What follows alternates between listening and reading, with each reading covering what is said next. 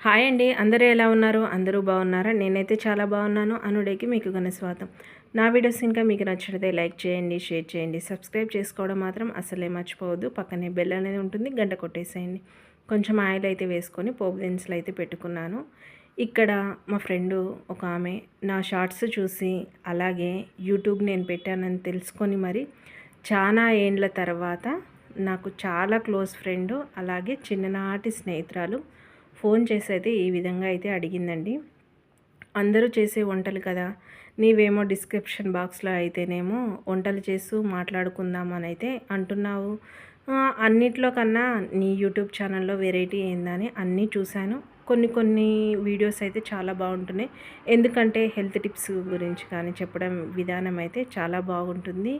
కాకపోతే అదే కంటిన్యూ చేయొచ్చు కదా, వ్యూస్ కూడా చాలా పెరుగుతున్నాయి అని అడిగితే, చేసే పనికి పెట్టే మాటలకి ఏమన్నా సంబంధం ఏమన్నా ఉందే అని నేను తనని అడిగాను.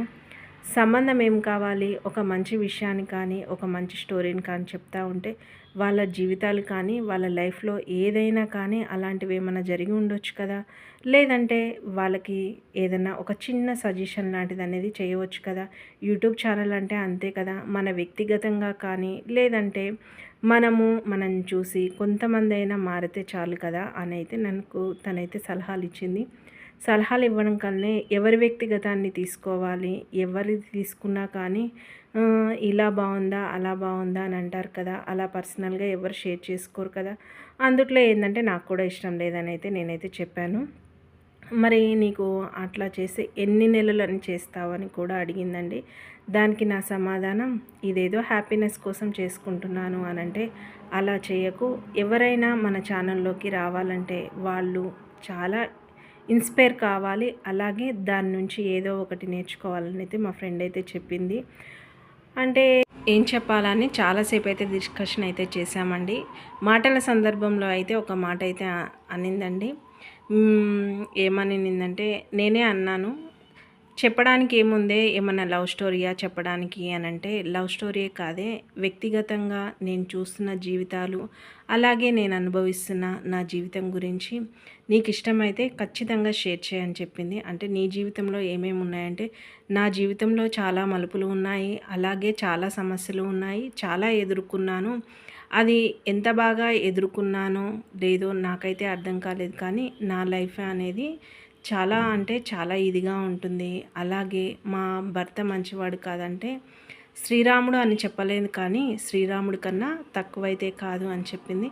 మరి అలాంటి భర్తతో మరి నీకేం కష్టాలు ఉన్నాయే అని అంటే, కష్టాలు భర్తతో కాదే, సమాజంలో ఉన్న మన జీవన విధానం కానీ లేదంటే మన చుట్టుపక్కల వాళ్ళని బట్టి కానీ ఉంటుంది కదా. అదేనే జీవితము, ఎంత ముసల్దానివా అని అంటూ ఉంటారు కదా. ముసలితనానికి అలాగే మనము అనుభవిస్తున్న తనానికి ఏ మాత్రం ఏముండదు. కొంతమంది వయసు ఎక్కువగా అయినా కానీ వాళ్ళకి ఏం తెలియదు, కొంతమంది చిన్న వయసులోనే వాళ్ళకి అన్నీ తెలుస్తాయి. అలా అయితే ఫస్ట్ నేను వింటాను, తర్వాత షేర్ చేయాలో లేదో ఖచ్చితంగా అనేది నేను డిసైడ్ అయ్యి మాత్రం ఖచ్చితంగా షేర్ చేస్తాను. మరి నీ కథలో ఎన్నెన్ని మలుపులు ఉన్నాయి, అలాగే ఏమేమి ఉంది, నీకు ఎలాంటి అభ్యంతరం లేకపోతే మాత్రం పెడతాను అని అన్నాను. ఇక్కడ ఒక విషయం అయితే గుర్తుంచిపెట్టుకో అనుష, ఎప్పుడైనా కానీ మన పేర్లు కానీ అలాగే మనకు వచ్చిన కష్టాన్ని కానీ ఎక్కువగా ఎవరితోటి పేర్లతోటి మెన్షన్ చేసి మాత్రం చెప్పబాకు. ఎందుకంటే ఇది రహస్యమే అయినా కానీ దీన్ని చూసి చాలామంది చాలా విధాలుగా నేర్చుకుంటారు.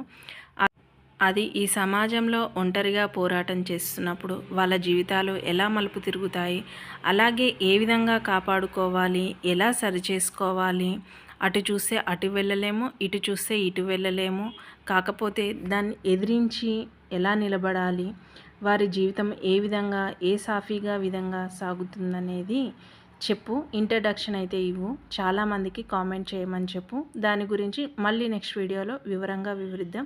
ఈ వీడియో కనుక మీకు నచ్చినట్లయితే లైక్ చేయండి, షేర్ చేయండి, సబ్స్క్రైబ్ చేసుకోవడం మాత్రం అసలే మర్చిపోవద్దు. పక్కనే బెల్ అనే ఉంటుంది, గంట కొట్టేసేయండి.